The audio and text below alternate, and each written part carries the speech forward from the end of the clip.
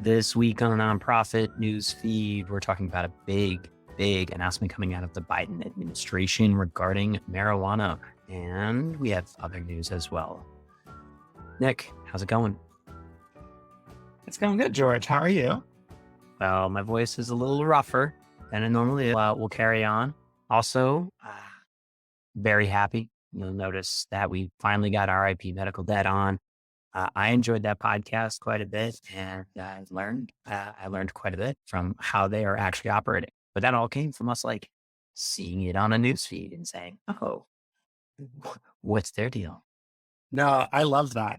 And I think that's partly why we enjoy this so much. We get to follow the news, learn about the industry ourselves, and engage with it about industry organizations and topics I know that we care deeply about. And related to that, our first story we wanted to highlight is big news last week for criminal justice reform advocates. The Biden administration has announced pardons for simple marijuana charges, or federal simple marijuana possession charges, as well as instructed the Attorney General and Health and Human Services Secretary Xavier Becerra to start the process of reviewing marijuana's status under federal law, aka rescheduling or descheduling marijuana. So we kind of have these two announcements that are pretty significant, right? Because the legacy of marijuana stems from the Nixon administration's war on drugs, which was a concerted, deliberate political effort to weaponize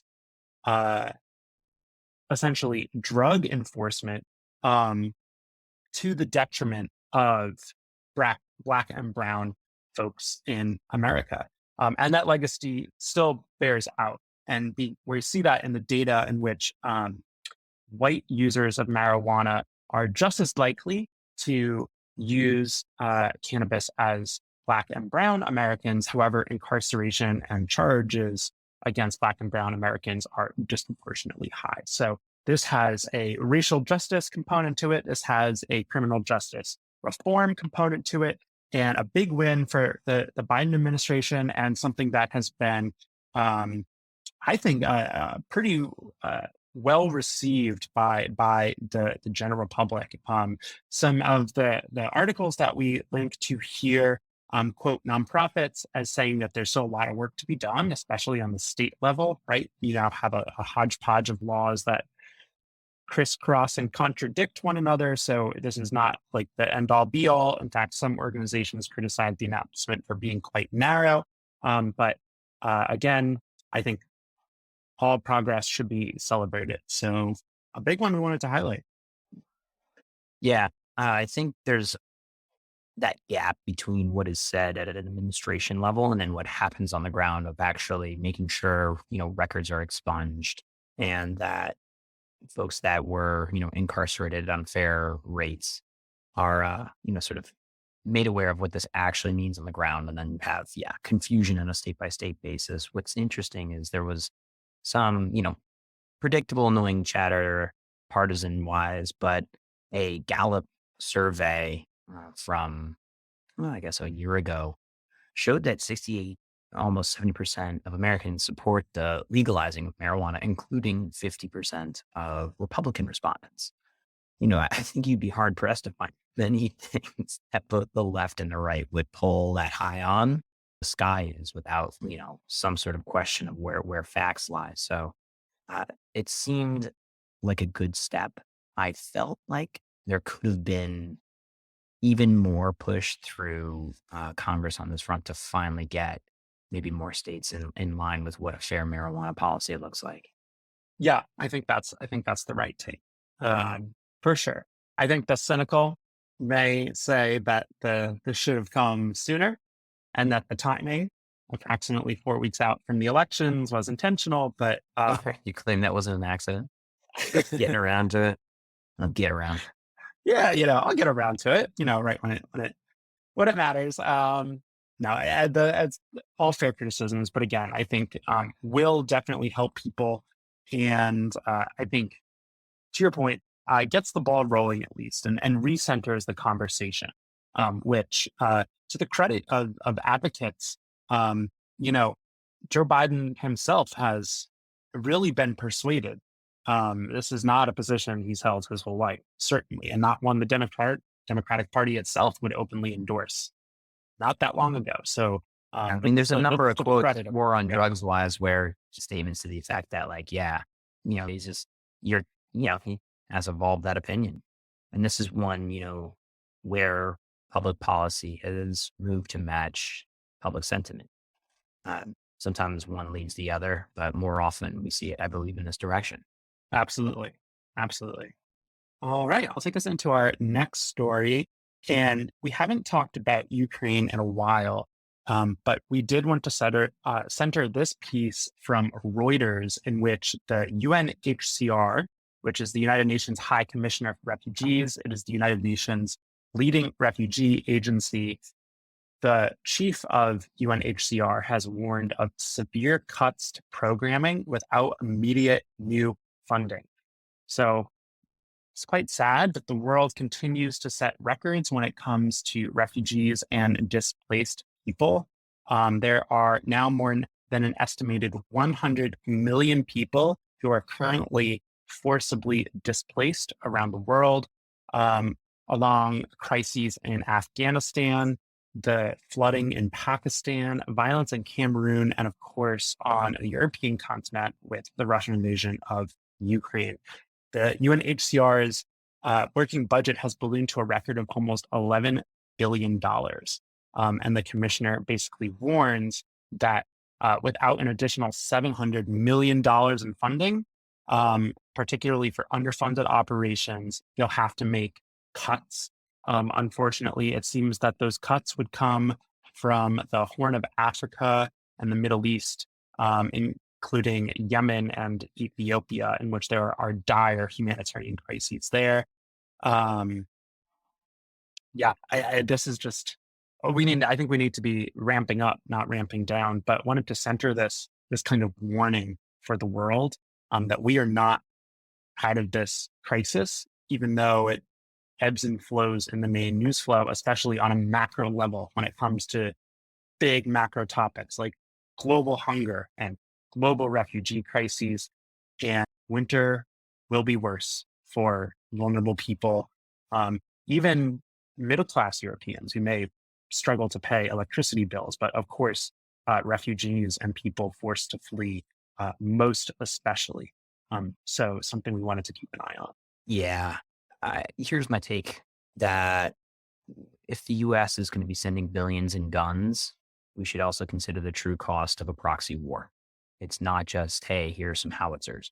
It truly is saying we understand that by adding literal fuel to this fire and this conflict, regardless of, like, the unjustified attack on a sovereign nation aside. But if you are going to be fueling prolonged wars, the true cost clearly is included and not limited to refugees, refugee support, and I'd say the sort of alarm bells there of saying, like, bad things are going to have to be cut, things that we have to from the largest UN refugee operation should be a bellwether there, and it hasn't even gotten bad.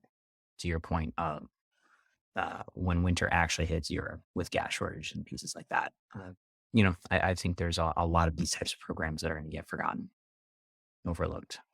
Absolutely, George. And to your point, unfortunately, there's a political component of this, right? The UN is a political body, in a way that very few other political parties are. It's essentially every country. Um, and the US is the agency's biggest donor. But even then, that funding is beholden to Congress, right? So unfortunately, that is a component. Yeah, I just wanted to center this because the UN is not more than the Security Council, right? Which is highly ineffective in part because Russia is a permanent member. But yeah, it's something to think about. Yeah, let's get them the support they need. All right, I'll take us into our next story. And this one comes from the Harvard Business Review, and it's really interesting. It talks about basically what happens now from a foundation ownership perspective for Patagonia. So, as George very eloquently walked through during my absence 2 weeks ago, Patagonia, and I think this was a really interesting article. I encourage listeners rather, to read this article. Apparently, this kind of system in which you have a nonprofit foundation wholly owning I encourage our listeners to read this article. It's actually quite interesting in that you have a nonprofit organization now wholly owning a for profit company, which is quite unusual in the US, but according to this article, actually quite frequent in other countries, including Denmark and some Scandinavian countries. And it talks about not only does it increase social impact, but the nonprofit ownership component actually seems to stabilize the companies even from a market perspective, which is really interesting if you as management, nonprofit management nerd. But yeah, kind of a interesting setup. And I think I would be willing to bet we see more of this moving into the United States as we have more conversations about corporate social responsibility. And hopefully we see more of those companies actually walking the walk on this. Yeah, there was a quote in here that was interesting because I mentioned about B Corps, how, we at Whole Whale are B Corp and are very carefully vetted. But in this, they dive in, and the quote on this is that out of thousands of companies accorded the B Corp, the benefit corporation certification, only four have managed to go public. I'll say that again. Only four have managed to go public, one of which surrendered its status shortly after being listed in order to become more profit oriented. So I take away from this is that, it seems to be more of standard or accepted and done business practice in Europe. And they point to some of these uh, handling of shareholder foundations. And maybe that is like the way to go. You're just like able to grow, find your market niche rather than starting as a B Corp and then trying to move into the public market. So you get big and then turn back to nonprofit as opposed to try to grow up as a benefit corporation. However, Patagonia was certainly a B Corp. So, you know, that would go in the face of that potentially. Yeah, George, that was a really interesting point in that article. It talked about, I think, the tension between objective social impact versus profit, particularly for companies entering the market. But the one benefit of being wholly owned by a nonprofit is that even if you are a market traded company and your objective is profit, if profit goes up, the nonprofit stands to benefit. So those two kind of competing objectives are no longer competing because the nonprofit benefits in the form of revenue and donations and potential future social impact. So kind of a cool model to think about. Trying to think what other company might eventually do that and be positioned that way. I mean, I feel like you have to have that company that has made its entire reputation about giving back and not just in like marketing terms, but in the from the bottom up. Maybe it says something that my mind is drawing a blank. Maybe it does. It mentions here though Carlsberg as one of those fully foundation owned companies. George, I know you're a beer guy. I didn't know that. I'm a Carlsberg fan. I didn't know they were a nonprofit Do they make foundation a owned. gluten free? Do they make a gluten free beer? I did happen to have one or two Carlsbergs back in the day, but Maybe we should I'll have to petition check. them. Social impact. I'm not sure how that'll be received. But yeah, there are more for sure in the way they do business.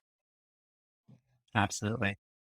All right, I'll take us into our next story. And this one comes from Pew Research Center, and it was really interesting and not necessarily nonprofit oriented, but we want to talk about interesting surveys. So, Pew conducted this survey of Black Americans and found that nearly 4 in 10 Black American adults say that Black Lives Matter has done the most to help Black people in recent years.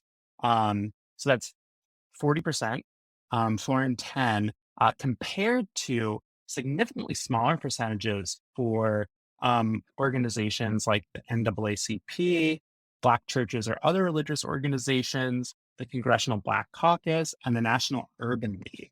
Um, I will call out with two asterisks that the survey question did not specify whether Black Lives Matter was the name of an organization or a broader movement. And this survey was also conducted before some of the controversies with financial management within the Black Lives Matter organization itself. That being said, it would seem to be that Black Americans put more emphasis on the impact that Black Lives Matter, a fairly decentralized movement, um, has had on their lives compared to some of the more institutional pillars of where we see change coming from, whether that's the NAACP, the National Urban League, and other organizations and caucuses. And I think that's an interesting thing to pick up on. Yeah. Unfortunately, like that, the detail there about whether or not it's Black Lives Matter, the movement or the organization, uh, kind of skews this, I think, a bit in terms of how much to really take away from it. Um, Clearly, in that case, the way that was structured, it is both. So the other way to read this is that uh, 61% point to something other than Black Lives Matter as a movement and or organization. Uh, if I were to just sort of flip it on its head, there are organizations that are actually moving the needle on the long tail actually add up to more than half, well more than half for what Black Lives Matter uh, achieved in terms of a movement. And I would park the organization, which is I'd say a smaller part of that movement from kind of like what we looked at rippling across the overall landscape of social impact and corporations, but is also something that is always interesting to me is that I'd say large groups of people that are decentralized are good at rallying around emotion in moments. But if I wanted to build uh, half a mile long suspension bridge, I wouldn't have a large group of decentralized people building it. I think there are moments where you need things sort of torn down, and then there are others where you need things built up. But I'm pretty sure that you need a lot more building to happen. So I'm optimistic that that's sort of on that 61% side that there are organizations that have hopefully all had the rising tide effect of an open social conscious conversation about Black and Brown people in America. Yeah, George, I appreciate that nuanced analysis and kind of bringing that perspective in. Interesting, interesting trends to think about. Always love the stuff Pew Research puts out.